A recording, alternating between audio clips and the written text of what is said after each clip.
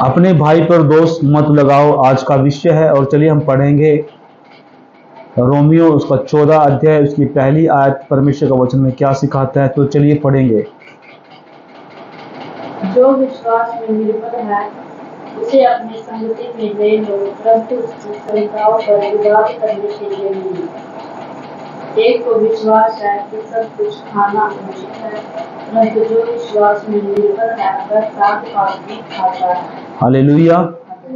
यहाँ परमेश्वर का वचन कहता है कि जो विश्वास में निर्बल है उसे अपनी संगति में ले लो, परंतु उसकी शंकाओं और विवाद करने के लिए नहीं। यहाँ परमेश्वर का वचन सिखाता है कि अगर हमारा भाई विश्वास में निर्बल है, कमजोर है, तो हमें उसे क्या है, अपने साथ लेना है।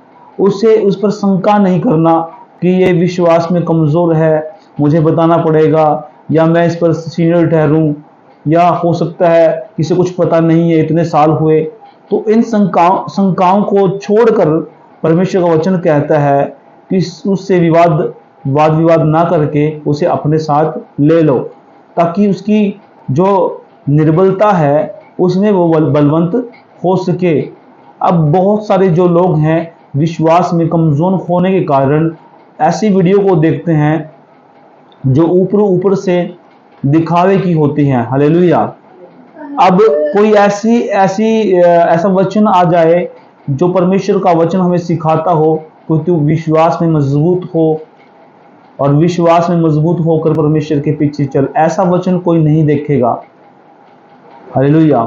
परमेश्वर कहता है कि दृढ़ हो जा, यानी प्रार्थना और वचन में दृढ़ हो और मजबूत हो और परमेश्वर कार्य कर, ऐसा वचन कोई नहीं देखेगा। ऊपर की चीजें देखते हैं। आगे परमेश्वर वचन कहता है कि एक को विश्वास है कि सब कुछ खाना उचित है, परंतु जो विश्वास में निर्बल है वह साग पात ही खाता है। हालेलुया। अब जब मनुष्य कोई भाई बहन परिवार नया विश्वास में आता है तो उनको मालूम नहीं होता हमें क्या करना है, मसीह में क्या खाना है, कैसे चलना है, कैसे बात करनी है। परमेश्वर का वचन हमें सिखाता है। लेकिन एक व्यक्ति मैच्योर है, उसको सब पता है कि मुझे क्या खाना है और क्या करना है, क्या मुझे खाना है, क्या करना है, सब कुछ परमेश्वर हमें सिखाता है। लेकिन जब कोई नया विश्वास में आता है उसको मालूम नहीं होता और वो डायरेक्टली कहता है कि हमें ये नहीं खाना, वो नहीं खाना। लेकिन बाइबल से हमें उसको सिखाना है कि बाइबल हमें क्या कहती है, कि किस प्रकार हमें बाइबल के अनुसार हमें जीना है, किस प्रकार खाना है, किस प्रकार रहना है। तो उसकी बातों को जो हमें वाद विवाद करने के लिए नहीं, परंतु उसको समझाने के लिए कि बाइबल हमें क्या सिखाती है। बहुत सारे जो लोग कहते हैं कि हमें जो है पिग का मीट नहीं खाना चाहिए, हमें जो है बफेलो का मीट नहीं खाना चाहिए, जो है मुर्गे का मीट नहीं खाना चाहिए, बहुत सारी चीजें हैं। लेकिन परमेश्वर का वचन कहता है कि जो तुम खाते हो वो तुम्हें अशुद्ध नहीं करता, परंतु जो तुम बाहर निकालते हो वो तुम्हें अशुद्ध करता है। क्योंकि जो हम खाते हैं वो संडास में निकल जाता है, इसीलिए वो हमें क्या करता है, अशुद्ध नहीं करता। लेकिन यहाँ बात करते हैं परमेश्वर के वचन की। वचन यहाँ सिखाता है कि विश्वास में जो निर्बल है वह साग पात ही खाता है, कि उसे मालूम नहीं है, पूर्ण रूप से गाइड नहीं करते, उसे पूर्ण रूप से पता नहीं है। इस प्रकार से बाइबल हमें सिखाती है। और अक्सर जो हम बात करते हैं अपने भाई के ऊपर दोष नहीं लगाना, अगर उसको मालूम नहीं है, अगर वो विश्वास में कमजोर है तो हमें उसके लिए प्रार्थना करना होगा, उसके लिए हमें जो है वचन में मजबूत करना होगा, उसको बताना होगा बाइबल हमें क्या सिखाती है, कहाँ क्या बताती है। तो हर प्रकार से हमें इसको क्या करना पड़ेगा, ट्रेंड करना पड़ेगा। अब जब हम मैच्योर हो जाते हैं और मैच्योर होने के बाद जब हम ये सोचते हैं कि बहुत सारे जो लोग हैं, परमेश्वर का दर्शन सबको अलग अलग तरीके से दिया जाता है। बाइबल साहब कहते हैं बुलाए हुए और चुने हुए बहुत थोड़े हैं। हालेलुया। बुलाए हुए बहुत हैं, चुने हुए बहुत थोड़े हैं। हालेलुया। तो इस प्रकार से जब बाइबल के वचन के अनुसार जब हम बच्चों को ट्रेंड करते हैं, अपनी कलीसिया को ट्रेंड करते हैं, लोगों को ट्रेंड करते हैं, उनको परिपक्व करते हैं, तो वचन के द्वारा ही परिपक्व कर सकते हैं, ना कि बातों से। बाइबल कहती है कि परमेश्वर का राज्य बातों में नहीं परंतु उसकी सामर्थ्य में है। हालेलुया। बातों में नहीं, सामर्थ्य में है। इसीलिए है परमेश्वर का वचन जो हमें सिखाता है कि परमेश्वर के वचन से अपने भाई को मजबूत करना, उसके पर दोष नहीं लगाना। अब जब अक्सर हम देखते हैं कि हमारा भाई अगर विश्वास में नहीं है तो हमें उससे भी बाइबल के अनुसार उसे जो है चलना होगा, उसको समझाना होगा, उसे कैसे करना है कैसे नहीं करना।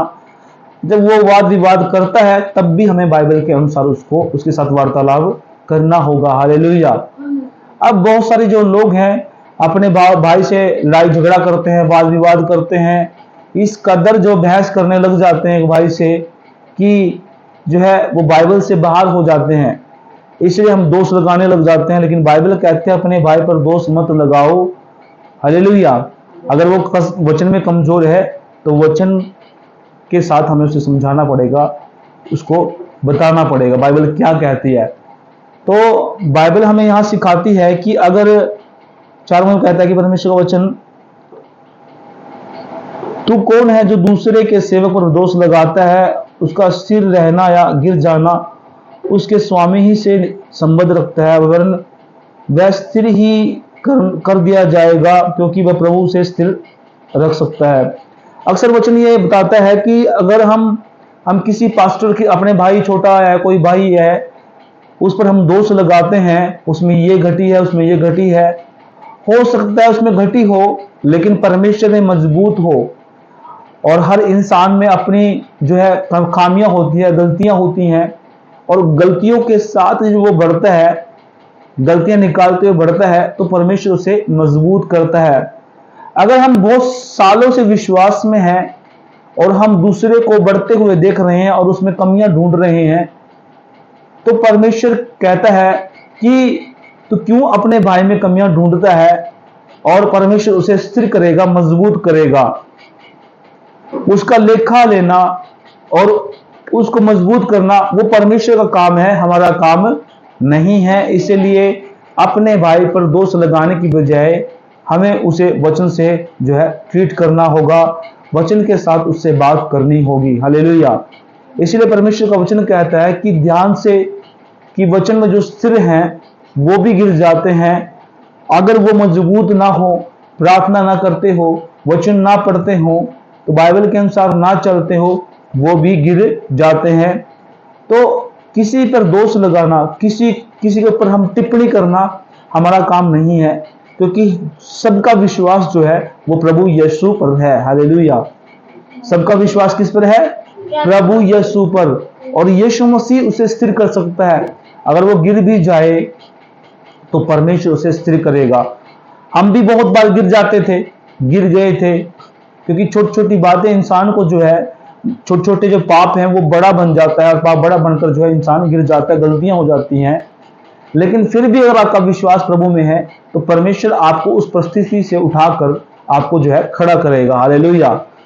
जब हम देखते हैं कि प्रभु यीशु मसीह 40 दिन के फास्ट में थे, उपवास में थे, तो शैतान ने उसको परखने के लिए बहुत सारे जो है उस पर दाव चले, लेकिन एक भी दाव परमेश्वर यीशु मसीह पर नहीं चला, और परमेश्वर ने उसको जो है स्थिर किया। और जब यीशु मसीह का फास्ट जो है खोलने पर थे, वहां पूरा हुआ, तो शैतान ने कहा कि तू चाहे तो इन पत्थरों को रोटी बना सकता है। लेकिन यीशु मसीह ने कहा कि मनुष्य केवल रोटी से नहीं परंतु परमेश्वर के मुख से जो वचन निकलता है उससे जीवित रहेगा। हालेलुया। हर एक वचन जो है शैतान जानता है, परमेश्वर भी जानता है, और हमें जब हम बुराइयों को निकालते हैं तो वचन से ही वो जो है बुराइयों को निकाल सकते हैं, और वचन के द्वारा हम एक दूसरे को जो है सिखा सकते हैं, सीख सकते हैं और चल सकते हैं। हालेलुया। तो इसीलिए अपने भाई पर दोष लगाने की बजाय प्रार्थना कीजिए उसके लिए, और अपने भाई को वचन से सिखाइए कि वचन क्या कहता है। अगर उसमें घटी है तो वचन के द्वारा उसको ट्रीट करके, वचन को बता करके जो उसे आगे बढ़ने के लिए हम प्रेरित कर सकते हैं, और परमेश्वर में उसको उत्साहित कर सकते हैं। और इसी प्रकार परमेश्वर का वचन कहता है कि क्योंकि मसीह इसीलिए मरा और जी भी उठा, वह मरे हुओं और जीवित दोनों का प्रभु है। हालेलुया। परमेश्वर इसीलिए मरे हुए में से जी उठा कि वो मरे हुए और जीवित तो दोनों का परमेश्वर है, दोनों का जो है परमेश्वर न्याय करेगा। हालेलुया। इसलिए हमारा सारा विश्वास और सारी प्रार्थना परमेश्वर की तरफ होती है, क्योंकि प्रार्थना जो है हम करते हैं, परमेश्वर से वार्तालाप करते हैं, बातचीत करते हैं परमेश्वर से। प्रार्थना के द्वारा संगति बनी रहती है, सामर्थ्य मिलता है, अभिषेक मिलता है, और वचन हमारे जीवन के अंदर से सारी कमी घटी को छाड़ता है, यानी हमारी बुराइयों को जो है काटता है, छाड़ता है, पीटता है और हमें स्थिर करता है। हालेलुया। इसीलिए वचन पढ़ना होगा और अपने भाई को भी जो है उससे ट्रेंड करना होगा और उत्साह करना होगा, उसके साथ वचन से बात करना होगा, तब वो वचन के द्वारा सीख सकता है। और परमेश्वर इन्हीं शब्दों के साथ आप सबको आशीष दे। सबको जय मसीह की। Praise the Lord. आशा है कि आप लोगों को समझ में आया होगा। तो इसीलिए आप लोग प्रभु के वचन में सम्मिलित रहें और अपने भाई पर दोष न लगाएं। Praise the Lord.